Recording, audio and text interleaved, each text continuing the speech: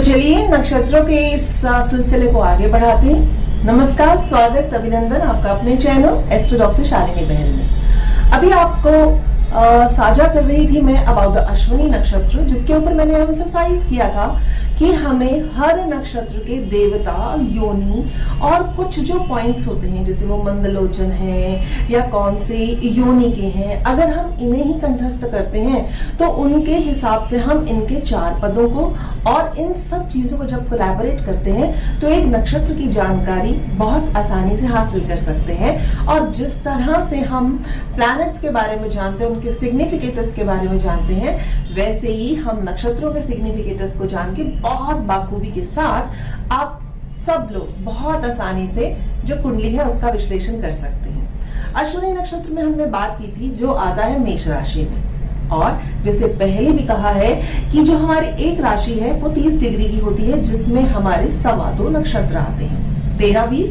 13-20 और बाकी, जिससे हमारा पूरा 26-40 के बाद 30 डिग्री की एक पूरी राशि बन जाती है। अश्विनी नक्षत्र था 0 डिग्री से लेकर 13 डिग्री 20 मिनट तक। अब बात करते हैं कि मेष राशि में दूसरा कौन सा नक्षत्र आता है। मेष राशि का दूसरा नक्षत्र है भरणी। भरणी यानी कुछ भर रहा है, राइट। अब भरणी इसका पहला नाम ये था। भरणी नक्षत्र का अगर सिलसिला हम स्टार्ट करें तो वो शुरू होता है 13 डिग्री 20 मिनट से लेकर 26 डिग्री 40 मिनट तक का।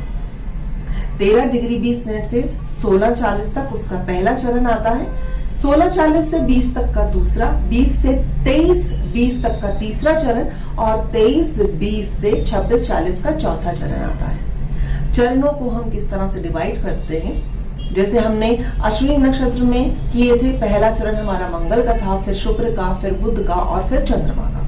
इसी तरह से भरणी नक्षत्र का जो पहला चरण है वो सूर्य का है, फिर बुध का है, फिर शुक्र का है और उसके बाद मंगल का। क्या सिर्फ चरण जानकर हम भरणी नक्षत्र आसानी से लर्न कर पाएंगे? चलिए अब आपको लर्न कराती हूँ कि किस तरह से हम इसे लर्न करेंगे। पहले भी बताया था कि 2 तरह के पिंड हैं, जो आकाश में भ्रमण करते हैं और जो स्थिर रहते हैं। जो भ्रमण करते हैं उन्हें प्लैनेट्स कहते हैं, और जो स्थिर पिंड है वो क्या कहलाते हैं? हमारे नक्षत्र। भरणी नक्षत्र के जो देवता कहे गए हैं, जी हाँ, जो भरणी नक्षत्र के देवता हैं वो है यम। यम और नियम, इसी देवता के माध्यम से आप बहुत सारे इसकी क्वालिटीज या सिग्निफिकेटर्स आराम से जान सकेंगे। भरणी नक्षत्र आता तो हमारी एक राशि यानी कि मंगल की राशि में है, ठीक है, और मंगल की राशि में आने के साथ साथ यहाँ सूर्य उच्च का होता है, ये भी याद करना है। फिर ये धर्म त्रिकोण में आता है, ये भी हमें याद करना है। प्लस सात्विक, तामसिक और राजसिक, इन्हें भी हमें लर्न करना है, जो हम बहुत आराम से अपनी राशियों के माध्यम से जान सकते हैं। अब बात आती है यम, यम नियम। यम कौन थे? सभी लोग शनि को जानते हैं, और जैसा मैं हमेशा ही कहती हूँ कि सूर्य जो है, जिसके इर्द गिर्द न केवल पृथ्वी अपितु सारे के सारे जो प्लैनेट्स हैं वो अपनी ही एक पर्टिकुलर जोन में घूमते हैं, वो बहुत इंपॉर्टेंट रोल प्ले करता है। हम लोग अक्सर बात करते हैं सूर्य और शनि, शनि जो उनके पुत्र हैं। अब जो यम है वो भी सूर्य के ही पुत्र हैं। जैसे सूर्य कितने सालों से, अगर सुबह 5:30 बजे उगता है तो रात्रि में 6:15 बजे ही उसका अस्त होता है। उसके समय में इतने हजारों सालों पूर्व से लेकर अब तक ये देखा गया कि ना वो कभी थकता है या ना ही वो कभी विश्राम करता है। वो नित्य प्रति अपने ही समय पर उगता आया है, वैसे ही धूप छांव देता है और फिर अस्त होता है। अर्थात पृथ्वी जिस तरह से रोटेट करती है वो दूसरे कंट्रीज में चला जाता है। यम भी इसी तरह से ही है। यम जो थे वो सूर्य के पुत्र हैं। यम अर्थात यमराज, कहते हैं ना कि मृत्यु को भी टाली नहीं जाती, तो उसको भी हम कोरिलेट यम से करते हैं। यम को हम कोरिलेट करते हैं जजमेंट से, न्याय से। जिस तरह से हम लोग शनि को न्याय का प्लैनेट मानते हैं, उसी तरह से जो भरणी नक्षत्र है वह भी न्याय के साथ कोरिलेट होता है, जस्ट बिकॉज उसके जो देवता है वो यम है। यम बहुत साहसी हैं, जोखिम उठाने का काम करते हैं। जैसे आप जानते हैं कि नॉर्थ साइड हमारी कुबेर की है और जो दक्षिण दिशा है वो स्थान हमने यम को दिया है।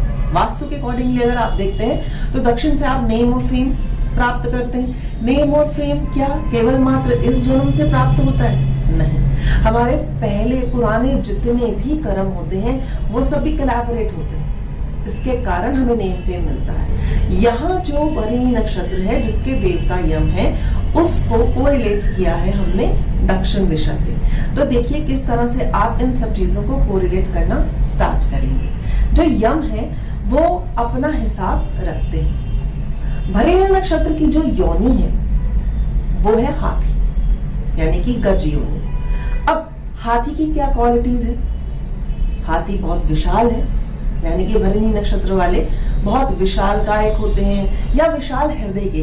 बिकॉज हाथी की क्या क्वालिटी है कि वो फैमिली बॉन्डिंग बहुत ज्यादा बना के रखता है। दूसरी बात, जानवरों में केवल मात्र हाथी ही एक ऐसा जीव है जिसे कि आगे आने वाली बहुत सी प्रकृति की आपदाओं की जो आभास है बहुत जल्दी हो जाता है। जैसे जब सुनामी आई थी तो वहां पर भी आप लोगों ने सुना होगा कि वाई इन द न्यूज केवल मात्र हाथी ही थे जो कि पूरी जगह को, जो समुद्र है उसे छोड़कर पर्वत की ओर भाग रहे थे। तो वहां के लोगों ने ये अंदाजा लगा दिया था कि कहीं कुछ आपदा आने वाली है।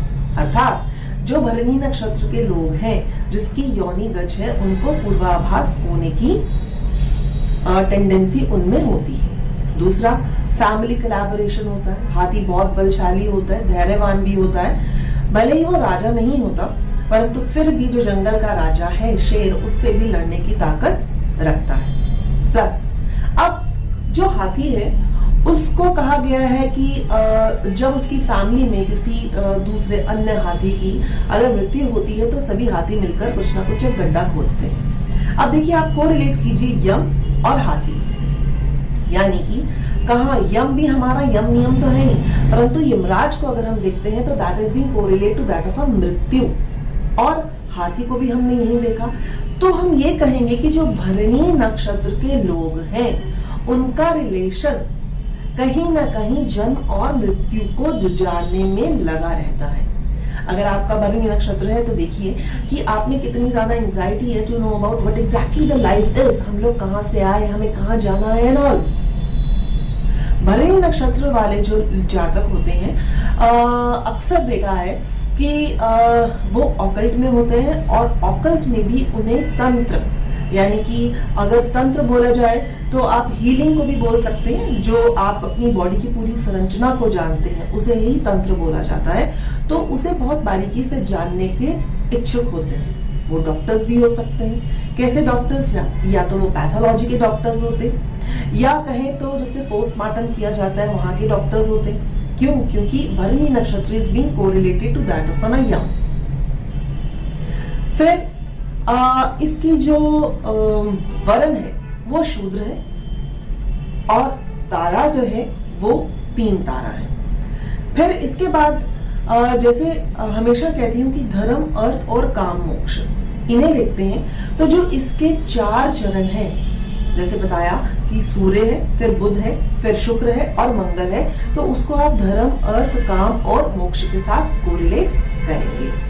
भरणी नक्षत्र के कुछ पॉइंट्स हैं जो यहाँ पर लिखे हुए हैं, आप इन्हें कंठस्थ कर सकते हैं कि जो इसकी योनि है, जैसे बोला गज यानी कि हाथी, उसकी क्वालिटीज। योनि वैर यानी कि हाथी का सबसे बड़ा अगर दुश्मन है तो वो है सिंह। आप जब गुण मिलान करते हैं तो आप देख सकते हैं कि गुण मैत्री में क्या योनि मैत्री हो रही है। योनि किस लिए मैत्री की जाती है? For giving a good compatibility in the couples. तो अगर एक व्यक्ति की योनि सिंह है और भरणी जातक की योनि अगर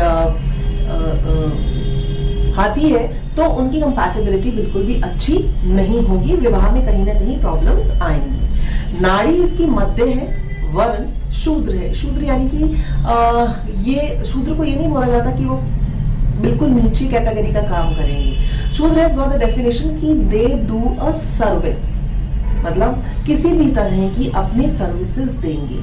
अब इस सर्विस से मुझे ये ध्यान आया, during the time of a corona we have been heard कि क्रिमेशन ग्राउंड या उसके बाहर कुछ ऐसे लोग थे जिन्होंने काफी मदद की, यानी कि या तो वो एम्बुलेंस या जिन्होंने इन बॉडीज की क्रिमेशन की।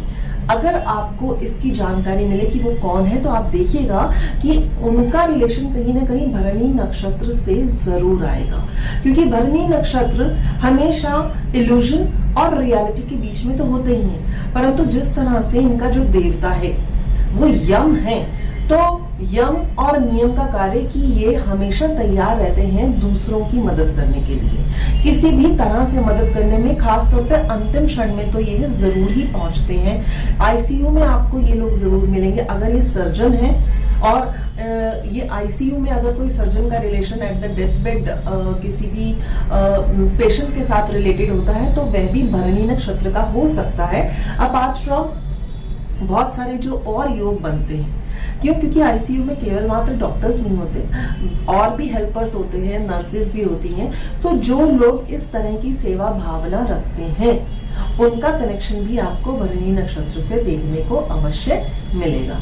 फिर लोचन कैसे है? मंदलोचन। अब मंदलोचन नक्षत्र को हम क्या नक्षत्र बोलेंगे कि जो बहुत स्लो चलता है। हमने हमेशा सुना है कि शनि एक वेरी स्लो प्लैनेट है। शनि भी सूर्य के पुत्र है और यम भी सूर्य के पुत्र है, और यहाँ पर सूर्य की उच्च राशि आ रही है, धर्म की राशि आ रही है। अब ये स्लो क्यों है? एक तो इनके पीछे भी एक कहानी है। कहानी ये है कि जब इन्हें पहले तो इन्हें आभास ही नहीं था कि इनकी जो छाया है वह एक स्टेप मदर है, लेकिन जब इन्हें ये एहसास हुआ तो उसके उपरांत एक बारी जब ये खाना मांगने अपनी माँ के पास अर्थात छाया के पास गए, तो वो शनि को कुछ सहला रही थी या मना रही थी या उनसे कुछ बातचीत कर रही थी, और उन्होंने उनकी तरफ ध्यान नहीं दिया।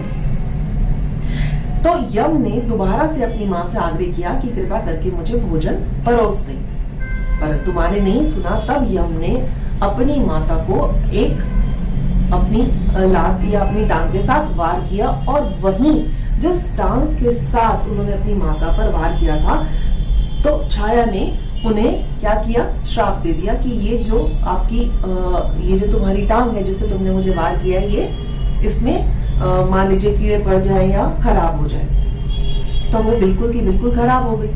अब इससे एक और पॉइंट क्या आता है कि भरणी नक्षत्र वाले लोगों की स्टेप मदर होने की भी संभावना होती है।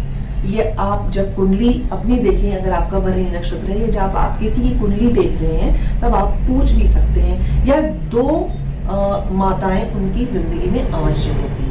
फिर उसके पश्चात क्या हुआ कि जब यम अपने पिता सूर्य के पास गए, तो उन्होंने किसी एक कॉक यानी कि जो पक्षी है उसके द्वारा ये जितने भी जख्म थे उसको क्लियर कराया। अर्थात कि जो भरणी नक्षत्र के लोग हैं उन्हें स्किन डिजीज होने की भी संभावना रहती है।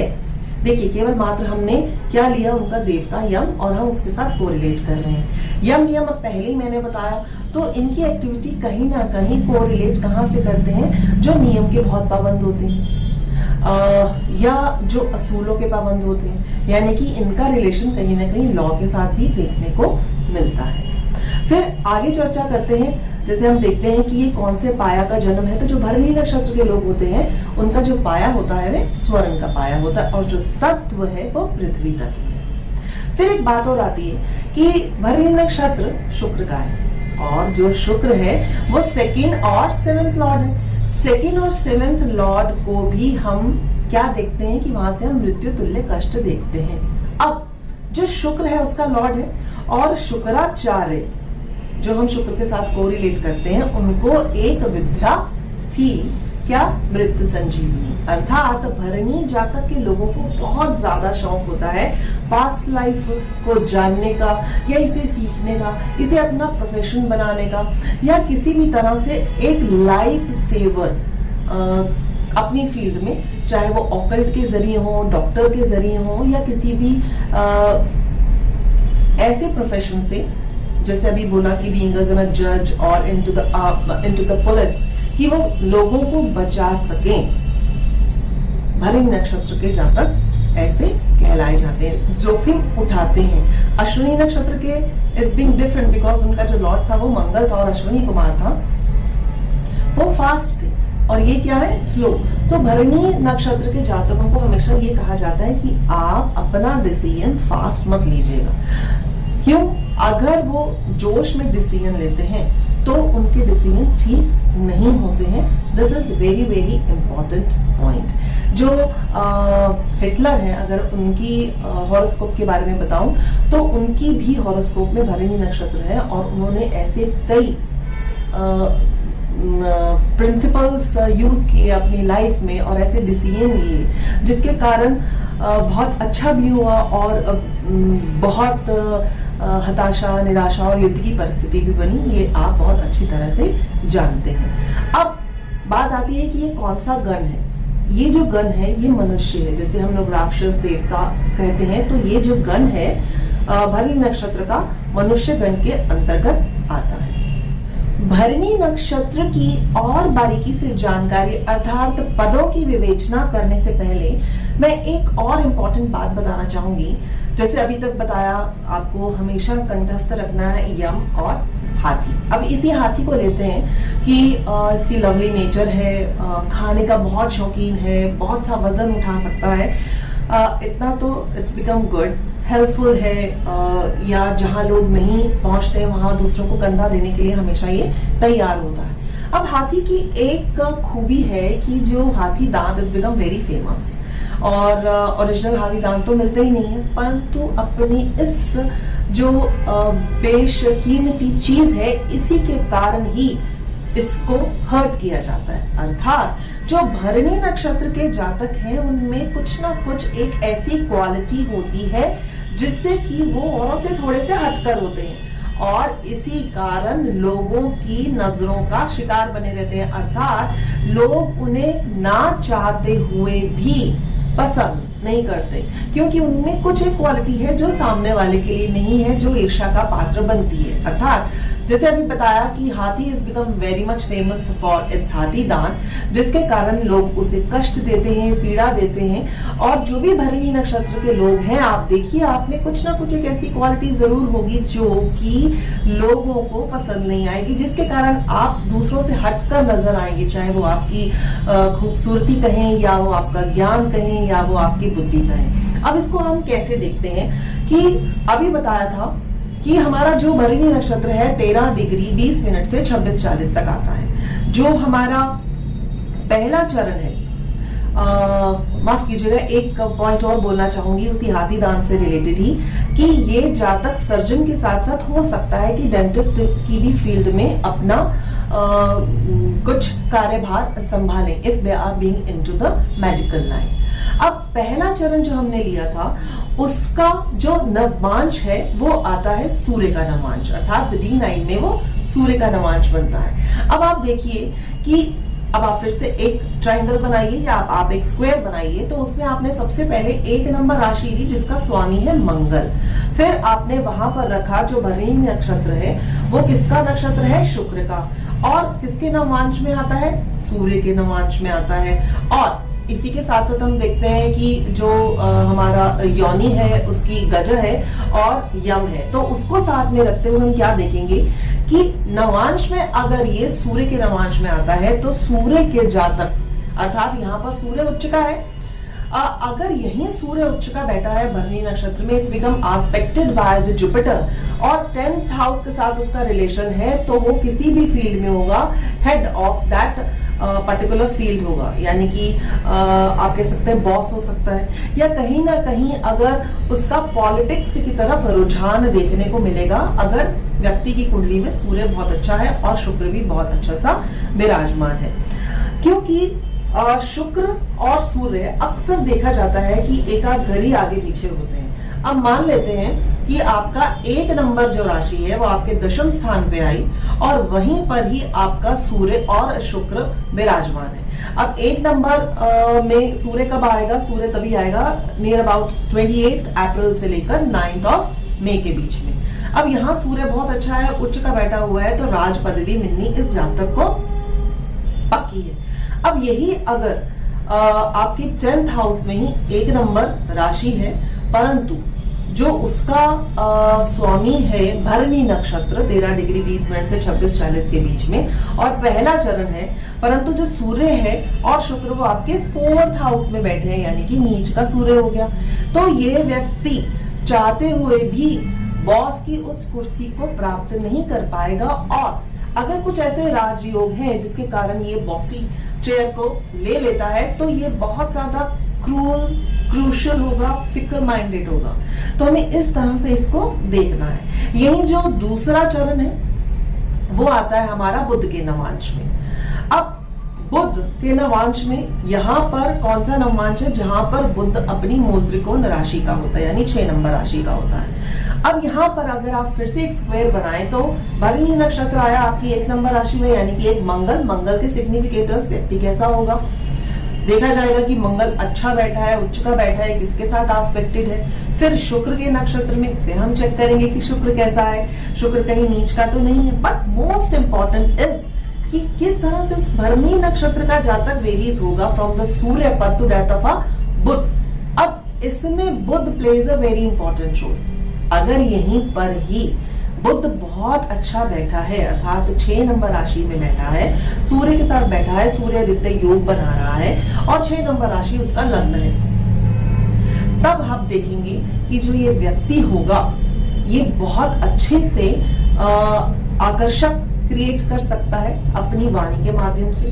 साथ ही साथ कहते हैं ना कि Budh is being correlated to that of a business, तो बिजनेस माइंडेड होगा और उसके साथ साथ उसका कला की ओर बहुत अच्छा रुझान होगा। यानी कि जब शुक्र और बुध मिलते हैं तो कहीं ना कहीं कला की तरफ बढ़ते हैं। तो यहाँ पर हमने 3 चीजें देखी, शुक्र मंगल और बुध का कोलैबोरेशन इन द 2nd पद ऑफ अ भरणी नक्षत्र।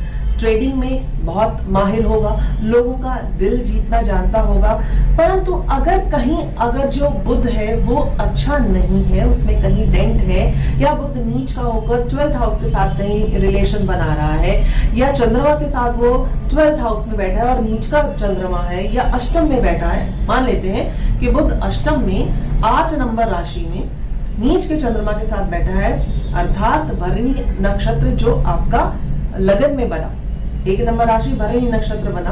अब आपने क्या चेक किया, वहां पर मंगल चेक कर लिया, आपने शुक्र चेक कर लिया, परंतु ये उसका 2nd पद है। You have to check the where the Budh is positive. So Budh is there along with the Chandrama in the अष्टम भाव। अब अष्टम भाव में बैठा है तो वो उसे एंजाइटी देगा, फोबियाज देगा, उसे डर भय देगा, या उसे अच्छी साधना से हटाकर बुरी साधना की तरफ प्रेरित करेगा, जस्ट बिकॉज उसको बहुत ज्यादा भय लगेगा। जो भी बुध के सिग्निफिकेटर्स हैं वो बिल्कुल खराब हो जाएंगे। इसी तरह से तीसरे पद की तरफ बढ़ते हैं तो तीसरे पद में अगर हम पहुंचते हैं तो वो शुक्र के नवांश में आता है, यानी कि अब आपके पास 2 शुक्र हो गए और 1 मंगल हो गया। अब मंगल और शुक्र की युति तो बहुत से एस्ट्रोलॉजर्स जानते ही हैं कि शादी में कितना रोल प्ले करते हैं। शुक्र यहाँ बहुत ज्यादा एम्फसाइज हो गया, यानी 2 शुक्र, एक तो शुक्र का नक्षत्र और शुक्र का ही पद और मंगल की राशि, प्लस साथ ही साथ आपको योनि भी याद रखनी है और देवता भी याद रखने हैं। तो अब आपने देखा कि ऐसा जातक शुक्र के गुणों को लेकर परिपूर्ण होगा। अगर शुक्र बहुत अच्छा है, जातक बहुत अट्रैक्टिव होगा, उसकी आईज बहुत खूबसूरत होंगी, लोगों का दिल बहुत आसानी से जीत लेगा, कला के क्षेत्र में होगा। अब वह जातक कला के क्षेत्र में अगर उसके कुछ और योग मिल रहे हैं तो फिल्म इंडस्ट्री के साथ कोरिलेट कर सकता है और भरपूर प्यार देने वाला होगा। अगर शुक्र बहुत अच्छा बैठा है, यानी कि उच्च का शुक्र बैठा है, या मूल त्रिकोण राशि में शुक्र बैठा है, या शुक्र is being expected bye Jupiter. वहीं पर अगर ये शुक्र अच्छा नहीं है तो मान लीजिए मंगल और शुक्र की युति और कॉम्बिनेशंस को लेकर एक अच्छा डांसर तो बनाती है, परंतु वो बहुत अच्छा डांसर नहीं बन पाएगा अगर शुक्र इसका खराब अवस्था में है, यानी कि पॉजिटिव एस्पेक्टेड और कंजक्ट बहुत ही बुरी तरह से है, क्योंकि तीसरे पद पर मंगल के साथ 2 शुक्र आ गए आपके भरणी नक्षत्र में। तो ऐसे जातक जिनका शुक्र खराब हो और मंगल भी खराब हो तो they are known to be as an rapist, means उनकी अंदर बहुत अलग तरह की ही प्यार की भावनाएं प्रेरित होती रहती हैं, जिसको किसी भी तरह का वो रूप दे सकते हैं। तो इसके लिए हमें ये देखना पड़ेगा कि भरणी नक्षत्र का जातक तो है और तीसरे पद का है, तो उसमें मंगल कैसा रोल प्ले कर रहा है और शुक्र राशि में कैसा रोल प्ले कर रहा है, क्योंकि ये तीसरे अर्थात शुक्र के नवांश में जो थर्ड पद आता है जाता है। इसी तरह से अगर अब हम चौथे नवांश की बात करते हैं तो वो मंगल का नवांश है। अब यहाँ मंगल बहुत इंपॉर्टेंट हो जाता है। मंगल, मंगल और शुक्र, यानी कि मंगल का नवांश है, शुक्र की जो राशि है, जो भरणी नक्षत्र शुक्र का नक्षत्र है और मंगल की राशि में ये विराजमान है। अब अगर यहाँ पर मंगल क्रूर ग्रहों के साथ है, पापी ग्रहों के साथ है, तो ऐसा व्यक्ति, जैसे कि बोला गया Yama is being related to that of a death, तो वो बूचर हो सकते हैं, मतलब जिस तरह से जो जानवरों को काटते हैं वैसा वाला प्रोफेशन रख सकते हैं, या वो किसी भी तरह से किसी को मारते हैं, या हम लोग नॉर्मली सुनते हैं जो कुछ सुपारी लेकर किसी को मारते हैं या गला काटते हैं या टेररिज्म में आते हैं। तो ये वो लोग होते हैं जिनका जो मार्स अच्छा नहीं है, बीइंग इनटू द भरणी नक्षत्र, फोर्थ चरण। तो इस तरह से हम लोग क्या देख रहे हैं कि चरणों की इंपॉर्टेंस कितनी ज्यादा है। यही अगर ये मंगल बहुत अच्छा बैठा है तो ये व्यक्ति कोई ना कोई करेजियस एंड हीरोइक जो डीड्स हैं वो जरूर करेगा, नाम रोशन करेगा, बिकॉज मंगल इसका राशि में बहुत अच्छा बैठा हुआ है। ऑकल्ट साइंस में ये लोग बहुत ज्यादा होते हैं। एस्ट्रोलॉजी इनका एक बहुत ज्यादा फेवरेट सब्जेक्ट कहा गया है। अब 4 पदों की जैसे हमने बात की, तो अक्सर जब बच्चे पैदा होते हैं तो सबसे पहले यही पूछा जाता है कि क्या नाम अक्षर रखा जाए। लोग पंडित के पास, ज्योतिषाचार्य के पास आते हैं, तो इनके जो पद हैं, पहला, दूसरा, तीसरा और चौथा, तो इन पदों के जो नाम अक्षर हैं वो है ली, लू, ले, लो, यानी कि L लेटर्स इनके नाम अक्षर में आता है। अब बात आती है कि पौधे कौन से पेड़ के साथ ये कोरिलेट करता है भरणी नक्षत्र। इन जर्नल कहा जाए तो ऑल द क्रीपर्स यानी कि जो उगते चले जाते हैं या एक के साथ दूसरा लगा होता है और फिर वो आगे ऊपर की तरफ बेल की तरह लगते हैं, या बांधा जैसे वृक्ष होते हैं, या अगर किसी वृक्ष का नाम लूं तो उसे बोलते हैं ज्योतिषमथी। If you just search in a Google, you just find out what it is exactly. या माल कंगना का वृक्ष, ये इनसे जो तेल निकलता है it helps them to regenerate, यानी कि इनका जो थिंकिंग प्रोसेस इतना ज्यादा होता है कि अगर ये इन वृक्षों को लगाएं या इनसे निकले हुए तेल को यूज करें तो कहीं ना कहीं इन्हें ये सूदिंग इफेक्ट देता है। अपनी जिंदगी में कहा जाता है कि भरणी नक्षत्र के जो जातक हैं ये ऑलराउंडर होते हैं, बहुत कुछ आता है इन्हें, क्योंकि मंगल की सारी फोर्सेस है, सूर्य इनके साथ है, शुक्र से इनका कोरिलेशन है। परंतु कहते हैं कि 33 साल के बाद ये व्यक्ति को ऐसा समय अवश्य आता है जो इन्हें बाध्य करता है कि बस अब रुक जाओ और सोचो कि आप अपनी जिंदगी को अब कैसे डील करोगे। अर्थात बहुत सारे रास्ते हैं आपके पास, बहुत से मार्ग हैं आपके पास अपने जीवन की शैली को जीने के लिए। Now this is an high time for you to select which is the best option for you to lead, because during the age of 30 to 33 there are the chances for them, either it's female horoscope Bharani nakshatra और mail horoscope. 26 से लेकर 32 साल की as में इन लोगों का विवाह होता है, and after the age of 33, I am telling again, they got a chance to think how to proceed their life. तो इन्हें जातक को ये सलाह अवश्य देनी चाहिए कि now you just sit and think what way you have to adopt for your future and the betterment of life. साथ ही साथ इसमें ये कहते हैं कि जो इसकी सिंबल है भरणी नक्षत्र का, वो रिप्रोडक्टिव ऑर्गन को डिपिक्ट करता है। अर्थात कहीं ना कहीं इसका रिलेशन प्रोजेनी से है। अगर ये भरणी नक्षत्र के ऊपर जब हम सर्वोतोभद्र चक्र लगाकर देखते हैं बहुत बुरी तरह से डेंट आ रहा है, तो कहीं ना कहीं बच्चे से रिलेटेड प्रॉब्लम आ सकती है। प्रोजेनी से रिलेटेड प्रॉब्लम अगर लेडी की कुंडली है तो उसमें देखने को अक्सर मिलती है। अब अगर जैसे सूर्य है बहुत अच्छा है, पद प्रतिष्ठा मान सम्मान मिलेगा, मंगल बहुत अच्छा है, करेजियस व्यक्ति होगा, और साथ ही साथ अगर बुध भी अच्छा है तो व्यक्ति की शैली बहुत अच्छी होगी, समझा सकता होगा, गुड बिजनेसमैन होगा। लेकिन यही अगर कहीं डेंट है तो मेरे पास एक हॉरोस्कोप है, शेयर तो नहीं कर रही, लेकिन इतना जरूर बताऊंगी कि वो बहुत बड़े बिजनेसमैन है और टबैको का बिजनेस करते हैं, और भरणी नक्षत्र में उनके मंगल और जो शुक्र हैं वो दोनों ही बड़ी बुरी तरह से पीड़ित हैं। यही कहा था कि अगर ये अच्छे हैं ग्रह बैठे तो व्यक्ति एक सुचारू, एक रिनाउंड बिजनेस ऑप्ट करता है या जॉब लेता है, और वहीं इसने औदा तो दिलाना है, रिनाउंडनेस दिलानी है, बट माध्यम इट बिकम वेरीज की व्यक्ति का मंगल और शुक्र, सूर्य और शनि किस तरह से रोल प्ले करता है। थोड़ा सा और बारीकी से समझिए ताकि आपको ये बहुत लोगों को बड़ा डर होता है, अरे भाई नक्षत्र लर्न नहीं होते हैं। देखिए जैसे अभी से एग्जाम्पल, सूर्य एक राशि में 1 महीने तक होता है, राइट।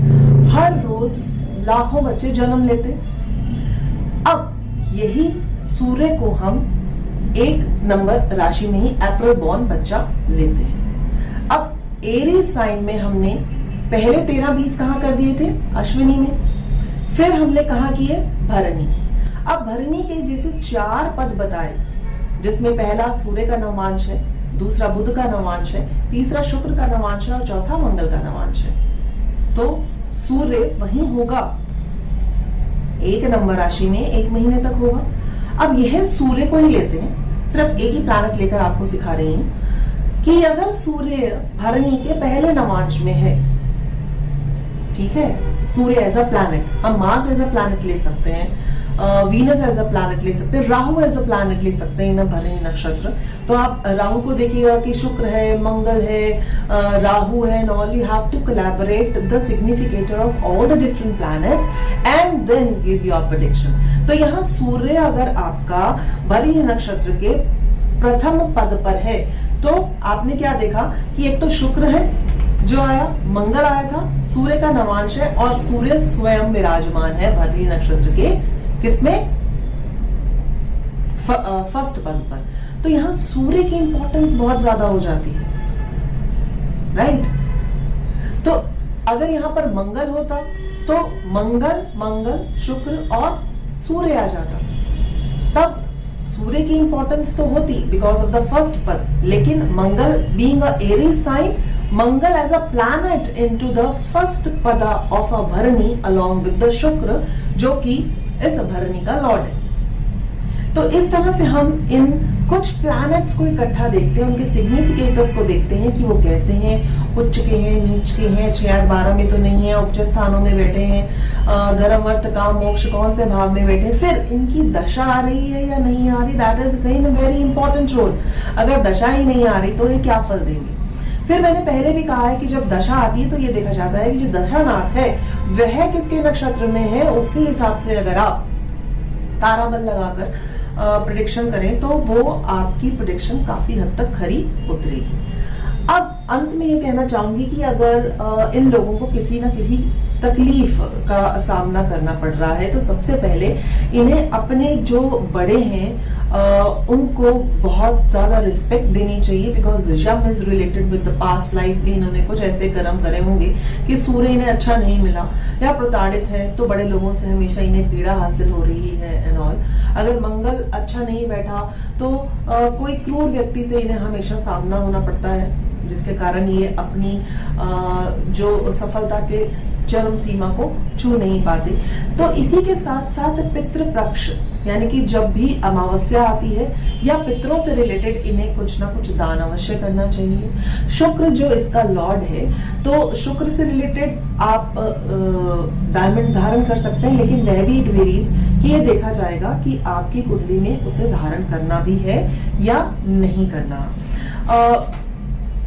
इसके साथ साथ कलर कॉम्बिनेशंस का भी इफेक्ट देखा जाता है। यहाँ अगर छोटा सा अगर वास्तु लेते हैं भरणी नक्षत्र में तो आपको शुक्र और मार्स को अगर देखना है तो घर की जो साउथ ईस्ट डायरेक्शन है और जो साउथ डायरेक्शन है उसके ऊपर बहुत ज्यादा एम्फसाइज करिएगा, क्योंकि या तो ये लोग सारा दिन कुछ ना कुछ मंथन करते हैं और पूर्ण रूपेण इनका कार्य नहीं हो पाएगा अगर इनकी हॉरोस्कोप में मंगल, शुक्र, सूर्य या जिस भी पद पर बैठे हैं वो अच्छा नहीं है, या जो नेम और फेम चाहते हैं उसके लिए कितने रास्ते और कैसे रास्ते इस्तेमाल करें, उसे भी देखने के लिए हमने इसको दक्षिण दिशा से लिया, जो पहले भी इन स्टार्टिंग कहा गया था कि ये जो यम की दिशा है वो दक्षिण की दिशा है। तो इस तरह से आज मैंने बताया कि किस तरह से भरणी नक्षत्र को हमने लिया, कौन सी राशि यानी कि मेष राशि में आता है, कौन सा इसकी योनि है, कौन से इसके देवता हैं, हाथी को एम्फसाइज किया, यम को एम्फसाइज किया, इसके 4 पदों को एम्फसाइज किया हमने।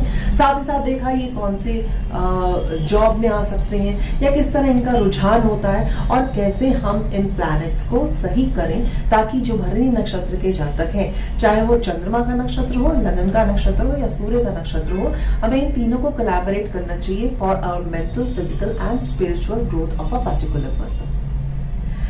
इसी के साथ मैं फिर से कहना चाहूंगी कि भरणी नक्षत्र के जातक अपने से बड़ों का सम्मान करें और पितृपक्ष में या अपने जितने भी पूर्वज हैं उनका श्राद्ध अवश्य करें। इसी के साथ अपनी वाणी को विश्राम देती हूँ। अगर वीडियो अच्छा लगे तो keep like and subscribe my channel. आपने मेरा जो पुराना वीडियो था उसमें मुझे पर्सनल पे भी बहुत अच्छे जो कमेंट्स दिए और कुछ कमेंट्स आपने इन जर्नल भी शेयर करिए, उसके लिए मैं आप सबकी बहुत ज्यादा शुक्रगुजार हूँ। शीघ्र मिलती हूँ अपने नए वीडियो के साथ, एक नए नक्षत्र के साथ। तब तक आप सब अपना ध्यान रखें। नमस्कार, प्रणाम।